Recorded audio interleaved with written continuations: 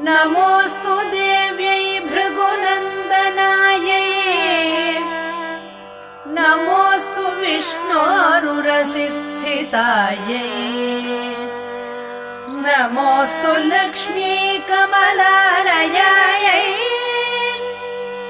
नमोऽस्तु दामोदर वल्लभायै नमोऽस्तु कान्त्यै कमलेक्षणायै नमोऽस्तु भूत्यै भुवनप्रसूत्यै नमोऽस्तु देवादिभिरर्चितायै नमोऽस्तु नन्दात्मज वल्लभायै